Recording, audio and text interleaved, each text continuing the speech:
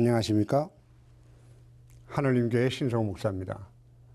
오늘은 지난주에 이어서 계시록 1장 13절과 16절 말씀을 통해서 교회와 함께 하시는 인자 같은 이의 모습에 대해서 하나님의 은혜를 나누도록 하겠습니다.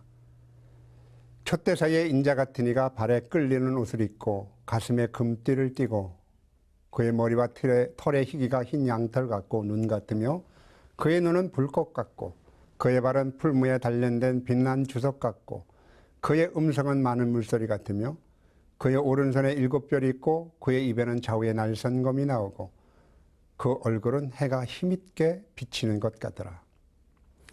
본문을 먼저 설명해 드리도록 하겠습니다. 촛대 사이에 계신 인자 같은 이의 다음과 같은 모습으로 나타나셨습니다.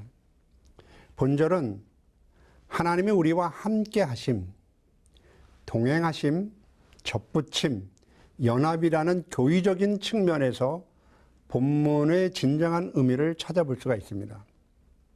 세상 끝날까지 너희와 함께 하실 것이라는 약속을 어찌하든지 지키시려는 주님의 열심과 신실하심을 발견할 수가 있습니다. 연합이라는 교리적인 측면에서 살펴본다면 특별히 원죄를 타고난 인간들은 그리스도와 연합되지 않으면 그리스도의 대속의 혜택들에 참여할 수 없기 때문에 매우 중요하고 소중한 교리입니다.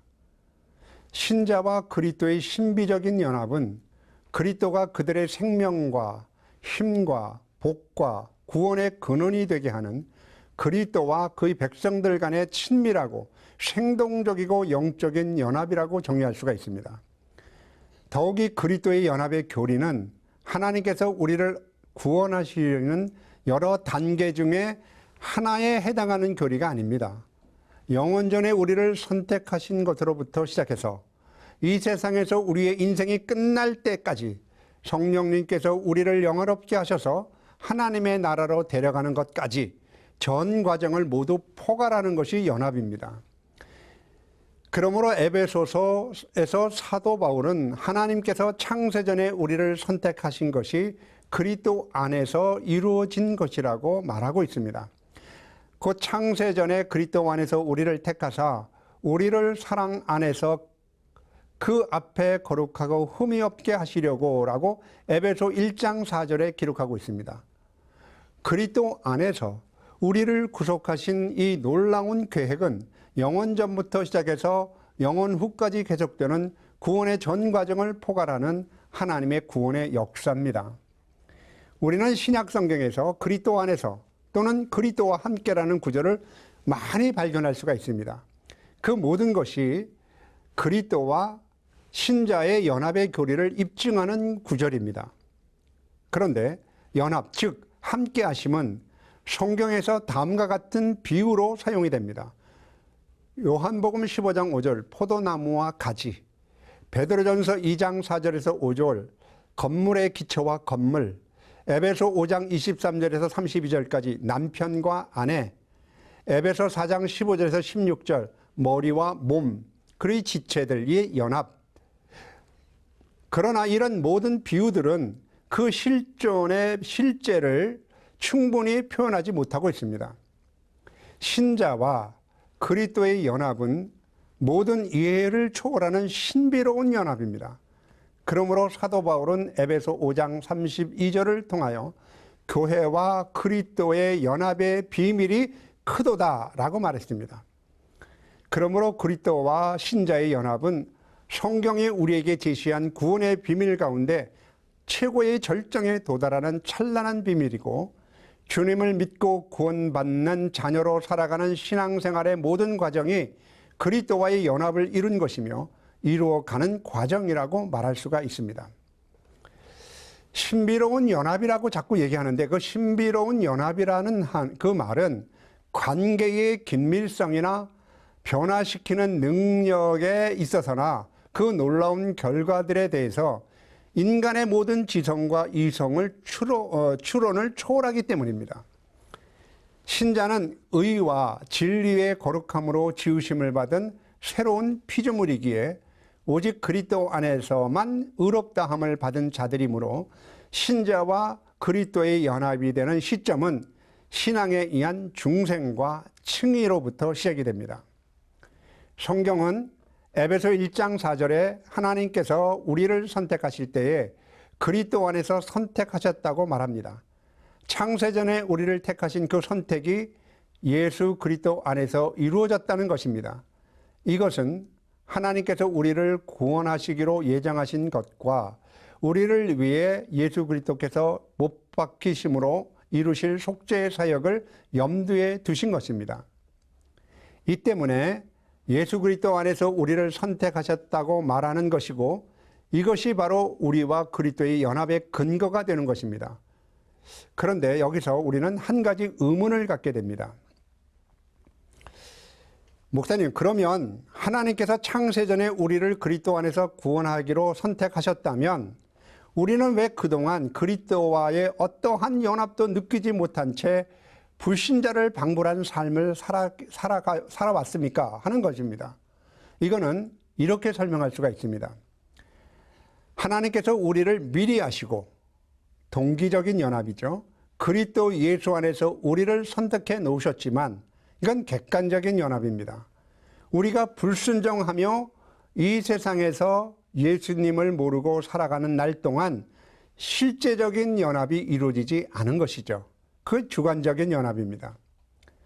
그러나 어느 순간 복음을 듣고 복음 앞에서 우리 자신이 죄인임을 깨닫고 죄를 회개하고 하나님의 사유하시는 은혜를 맛보고 하나님의 자녀가 되면 우리 안에는 예수님을 향한 절대 의존의 믿음이 생겨나기 시작합니다. 그때 하나님께서는 우리를 예수 그리스도와 접붙이심으로 실제적으로 연합이 되게 되는 것입니다. 요한복음 15장 1절이 바로 그런 내용입니다.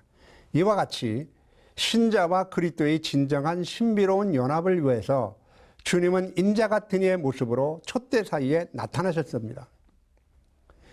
고난과 모진 시련을 당하는 사도 요한에게 무엇을 말씀하고 싶으신 것일까요? 앞서 성경적인 증거로 제시한 비유를 근거하여 드리면 주님은 이렇게 사도 요한을 위로하시는 것 같습니다. 너희는 나의 몸이란다. 몸이 시련과 어려움을 당한다 할지라도 머리는 그 몸을 떠날 수가 없단다. 건물이 파괴된다 할지라도 훼손된다가 할지라도 건물의 기초는 건물 밑에서 흔들리지 않고 그 건물을 지탱하고 있단다. 가지가 아픔을 당하고 잘린다 할지라도 나무 본체에만 붙어만 있다면 다시 생명의 새싹을 피울 수가 있단다. 아내가 모진 고통을 당할 때 진실한 남편은 그 옆에서 떠나지 않고 아내보다 더 아파하며 치료를 준비하고 있단다. 라고 말씀하시는 것 같습니다. 그렇습니다. 촛대 사이에 계신 인자 같은 이의 모습은 시련과 고통을 당하는 교회들과 함께 하시려고 나타나신 것입니다. 위로하시고 치유하시고 도우시고 힘을 주시려고 나타나신 그 교회 사이로 거닐고 다니시는 주님의 모습은 다음과 같습니다. 첫째, 발에 끌리는 옷을 입고, 둘째, 가슴에 금띠를 띠고, 셋째, 그의 머리털에 희가 흰 양털 같고 눈 같고, 넷째, 그의 눈은 불꽃 같고, 다섯째, 그의 발은 풀무불에 달려낸 빛난 주석 같고, 여섯째, 그의 음성은 많은 물소리 같고, 일곱째, 그의 오른손에 7별이 있고, 여덟 번째, 그의 입에 좌우에 날선검이 나오고, 아홉 번째, 그 얼굴은 해가 힘있게 비치는 것 같더라. 도대체 무엇을 의미하는 것일까요? 고난과 시련을 당하고 있는 사도 요한과 초대교회 공동체들에게 이 괴이하고 이해가 전혀 안 되는 장엄한 모습을 왜 보여주시는 것일까요? 초대교회 성도들은 지금 현실적인 위로가 필요합니다. 현실을 이길 수 있는 현실적인 방안이나 로마 세력을 뒤엎어버릴 수 있는 구체적인 능력, 곧 기적적인 힘이 필요합니다. 저는 개인적으로 이 주님의 환상의 기록을 처음 읽었을 때 주님께서 무엇을 나타내고 싶으신 것일까라고 생각해 보았습니다. 그래서 먼저 백지를 가져와서 그 백지 위에 사도 요한에게 환상으로 나타나신 주님의 모습을 한번 그려보았습니다. 왜냐하면 그림을 그려보면 좀 더 포괄적이고 구체적인 의미를 파악할 수 있지 않을까 하는 생각 때문이었습니다. 그런데 아무리 그려도 그려보아도 그릴 수가 없는 부분이 있었습니다. 어떤 조각가나 화가가 조각을 하거나 그림을 그린다면 정말 이 부분이 가능할까 생각도 해봤습니다. 많은 물소리 같은 음성을 어떻게 조각을 하고 그릴 수가 있겠습니까? 많은 물소리 같은 음성. 입에서는 날선검이 나오는 것을 아무리 유명한 화가라고 할지라도 조각가라 할지라도 그리거나 조각할 수 있을까요? 이 부분을 고민한 설교자도 있었습니다. 설교왕 스펄전 목사입니다. 그분은 이 부분의 광경을 이렇게 말합니다. 우리는 요한의 주요 선생님이신 예수께서 요한에게 계시하신 그 영광스러운 모습에 대한 묘사를 주의 깊게 읽었습니다. 그 형상이 어마어마합니다. 상상할 수조차 없을 겁니다. 사도 요한의 말로부터 그 모습을 그림으로 그려낸다는 것은 거의 불가능합니다. 만일 어느 화가나 연필로 그 모습을 묘사하거나 그 모습을 조각한다고 할지라도 그 모습은 매우 괴이할 것이고 사도 요한이 전달하고자 하는 생각과는 전혀 다를 것입니다. 어느 누가 많은 물소리 같은 음성을 묘사할 수 있겠으며 어느 누가 풀무에 단련된 빛난 주석 같은 빛을 조각할 수가 있겠습니까? 기술적으로 그 정확한 초상화를 그려낸다는 것은 극도로 어려운 일입니다.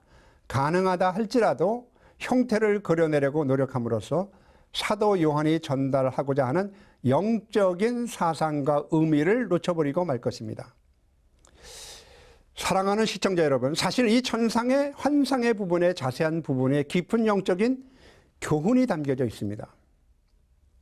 두 번째 우리가 살펴야 될 것은 하나님을 대면한 자들의 공통점이 뭐냐 하면 거룩한 두려움입니다. 아마도 반모섬에서 촛대 사이에 계신 인자 같은 이의 환상을 본 사도 요한은 그 보았던 것을 글로 다 기록할 수가 없었을 겁니다. 우리는 그가 촛대 사이에 계신 인자 같은 이의 놀라운 모습을 보고 죽은 것 같이 되었다는 것을 이어지는 다음 17절에서 발견할 수가 있습니다. 계시록 1장 17절입니다. 내가 볼 때에 그의 발 앞에 엎드려져 죽은 자같이 되매 그가 오른손을 내게 얹고 이르시되 두려워하지 말라. 나는 처음이요 마지막이니. 그의 영혼은 인자 같은 이의 환상에 완전히 압도되어 있었습니다. 비록 신의 명령을 받아 이 광경을 기록하는 사도 요한이라 하였을지라도 그는 인간의 자원과 영역을 벗어난 모든 사람들의 시간과 공간 안에서 경험할 수 있는 것들이 아닌 인간의 이성과 이해를 초월한 것들을 기록했습니다. 촛대 사이에 있는 인자 같은 이의 경이롭고 장엄한 광경들은 인간 세상에서는 한 번도 볼 수 없었던 생소한 일들을 보았을 때 요한의 마음은 어땠을까요? 사도 요한에게 제일 먼저 다가오는 심정은 두렵고 떨리는 마음이었습니다. 이는 하나님을 대면한 모든 선지자들의 환경과 처지가 서로 다를지라도 그들에게 공통된 마음이 있었습니다. 그것은 영혼을 압도하는 장엄한 두려움이었습니다. 일부러 주님께서 공포를 조성하거나 인위적으로 무서움을 만들어서 생겨난 무서움이 아닙니다. 그것은 장엄하고 경이로운 환경 속에서 그 환상을 나타내 보이시는 크고 거룩한 실존의 신성과 능력 앞에서 저절로 고개가 숙여지고 무릎을 꿇고 엎드리게 하여서 공경하면서도 두렵고 떨리는 경외함입니다. 자, 다니엘서 8장 17절 보면 그가 내게 선 곳으로 나왔는데 그가 나올 때 내가 두려워서 얼굴을 땅에 대고 엎드리며 그가 내게 이르시되 인자야 깨달아 알라 이 환상은 정한 때의 끝인 것이다 라고 말씀했습니다. 다니엘서 10장 10절에 보면 한 손이 있어 나를 어루만지기로 그가 내게 떨었더니 그가 내 무릎과 손바닥이 땅에 닿게 일으키고 다니엘서 10장 15절에서 16절입니다. 그가 이런 말로 내가 이럴 때에 내가 곧 얼굴을 땅에 향하고 말문이 막혔더니 인자와 같은 이가 있어 내 입술을 만진지라 내가 곧 입을 열어 내 앞에서 서 있는 자에게 말하여 이르되 내 주여 이 환상으로 말미암아 근심이 내게 더하였으므로 내가 힘이 없어졌나이다. 마태복음 17장 6절에서 7절 말씀 제자들이 듣고 엎드려 심히 두려워하니 예수께서 나와 그들에게 손을 대시며 이르시되 일어나라 두려워하지 말라 말씀하셨습니다. 아브라함은 하나님과 대면했을 때 땅에 엎드려졌고 모세는 하나님을 대면했을 때 두려워서 얼굴을 가렸고 이스라엘 백성들은 소리를 지르며 엎드렸고 예수님의 얼굴이 변형되고 하늘에서 소리가 났을 때 예수님의 제자들은 심히 두려워했습니다. 하나님을 대면했을 때 하나님을 만난 사람들이 느끼는 공통된 감정은 두려움이었습니다. 그것은 신적인 존재의 권위에 그들의 영혼이 압도당한 것을 의미합니다. 일종의 신앙의 거룩한 체험이라고 말할 수 있기에 거룩한 두려움이라고도 말합니다. 다니엘서 10장 10절의 경우를 살펴보면 다니엘은 일어서지 못할 정도로 충격을 받았으며 할 말을 잃을 정도로 인문이 막혔습니다. 사도 요한은 죄가 없으신 성결하신 그리스도가 장엄하고 경이로운 모습으로 자신 앞에 섰을 때 그리스도의 신적인 존재의 위험에 압도당하여 두렵고 떨림으로 거룩한 두려움으로 전율하였습니다. 그러므로 요한은 그분의 나타나심을 감당할 수 없어 그분 발 앞에 엎드려 죽은 자같이 되었습니다. 이때 주님은 그의 오른손으로 얹으심으로 요한을 안심시킵니다. 바울도 고린도 지방에서 복음을 전할 때 세상의 말과 지혜의 아름다움으로 꾸며진 말로 하지 아니하고 예수 그리스도와 그의 십자가에 못 박히신 것 외에 아무것도 전하지 아니하기로 작정했을 때 자신의 지혜로운 말로 나타나지 않고 오직 성령의 나타나심과 능력으로 나타나기 위하여 그의 마음은 두려워하고 심히 떨리는 마음이 되었다고 기록합니다. 창조주 하나님 앞에서 그 앞에 선 피조물은 인간의 기다림과 낮아짐을 보여주는 말입니다. 창조주 하나님 실존 앞에 그 앞에 선 피조물이 자신의 실존을 비교했을 때 본질적인 차이를 나타낸 것입니다. 다시 말해서 두려움과 떨림이란 거룩한 하나님 앞에서는 죄인된 인간들의 삶의 실존 형태를 가리킵니다. 즉 거룩한 두려움과 겸손한 두려움입니다. 마치 불붙는 떨기나무 앞에 선 모세의 두려움과 같을 것이고 성전에서 하나님의 임재를 경험하는 이사야의 두려움과 떨림 같을 것이고 깊은 데로 가서 고기를 잡으라고 말씀하신 예수님의 말씀을 듣고 고기를 낚은 후 말씀이 그대로 사건이 되는 것을 목도하면서 예수의 무릎 앞에 엎드린 베드로의 두려움과 같은 바로 그런 두려움이라고 할 수 있습니다. 그러면 우리는 여기서 나타나신 주님의 모습의 영적 의미와 그 사명에 대해서 알아볼 필요가 있습니다. 이러한 질문을 할 수 있지 않겠습니까? 주님께서 단지 사도 요한에게 기이하고 장엄한 모습을 보여주심으로 두려움을 주어서 경배하게 하시려고 이런 다양한 환상을 보여주셨을까 하는 것입니다. 그러나 그렇지 않습니다. 주님의 이 다양한 환상의 모습은 주님이 교회와 함께 하셔야 할 거룩한 사역과 직결됩니다. 첫째, 발에 끌리는 옷을 입었다. 이것은 제사장으로서 성도의 죄를 변호하며 사해 주시는 대속의 사명을 말합니다. 발에 끌리는 옷은 구약시대의 제사장들이 착용한 예복으로서 그리스도의 대제사장으로서 신적인 권위와 위엄으로 하나님의 말씀과 뜻을 우리에게 전해주시고 지금도 우리 죄를 위하여 보좌 우편에서 끊임없이 변호하시며 간구하시는 영원한 제사장이심을 나타냅니다. 둘째, 가슴에 금띠를 띄었다는 것은 영원한 왕으로서 그리스도의 나라를 통치함과 성도를 다스리는 사명을 나타냅니다. 세 번째, 그의 머리와 털의 희가 흰 양털 같고 눈 같다. 우리를 부르심을 통해서 신적인 순결함과 지혜와 위엄으로서의 치유의 사명을 내게 합니다. 네 번째, 그의 눈은 불꽃 같다. 사물과 존재의 이치를 꿰뚫어 보는 그리스도의 통찰력과 전지성으로서 우리를 인도하는 사명을 나타냅니다. 다섯 번째, 그의 발은 풀무불에 단련된 빛난 주석 같다. 단련된 증언으로 사탄의 속성을 발등상시키는 사명입니다. 단련함 혹은 연단함이 본절의 중요한 주제입니다. 여러 가지 시험으로 인한 영육간의 시련과 절망과 죽음의 풀무에 단련된 후에 생겨난 힘과 안전성은 결코 헛된 것이나 오류를 범하지 않고 추호도 흔들림이 없습니다. 환난은 인내를, 인내는 연단을, 연단은 산소망을 품게 됩니다. 그러므로 진리로 연단된 마음은 거짓을 심판하며 속임과 불의를 짓밟아 버립니다. 여섯 번째, 그의 음성은 많은 물소리 같다. 시대의 조류에 영합하지 아니한 양보 없는 단호하고 장엄한 복음의 선포 사명을 말합니다. 에스겔서 43장 2절에는 이스라엘 하나님의 영광이 동쪽에서부터 오는데 하나님의 음성이 많은 물소리 같다고 기록했습니다.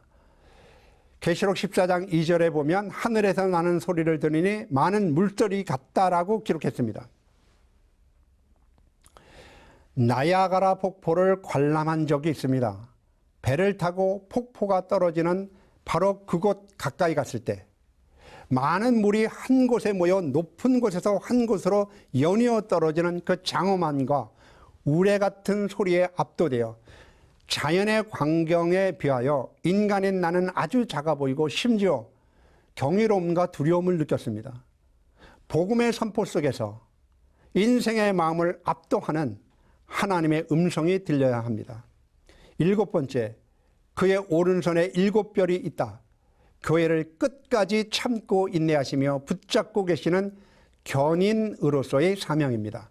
여덟 번째, 그의 입에서 좌우에 날선검이 나오고 영과 혼과 관절과 골수마다 숨어 뿌리를 내린 죄악의 염통을 찔러 수술하여 부패한 성도의 영혼을 성화로서의 사명입니다. 아홉 번째, 그의 얼굴은 해가 힘있게 비치는 것 같더라. 만물을 자기에게 복종하게 하실 수 있는 자의 역사로 낮고 천한, 그래서 썩고 죽을 인간의 몸을 당신 영광의 몸의 형체와 같이 변화시키는 영화로서의 사명을 의미합니다.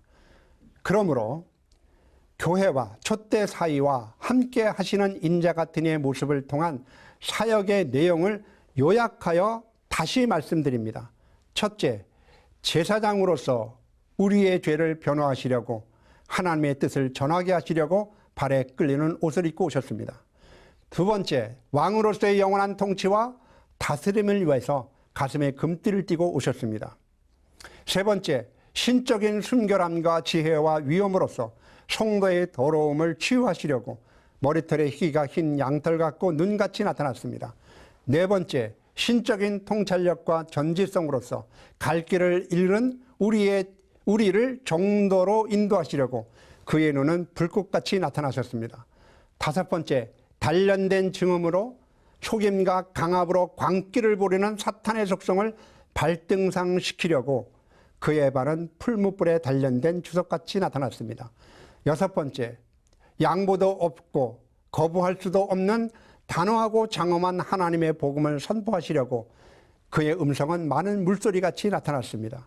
일곱 번째, 끝까지 참고 인내하시며 낙심과 절망 속에서 성도를 끝까지 붙잡고 견인하시려고 오른손에 7뼈를 붙잡고 나타나셨습니다.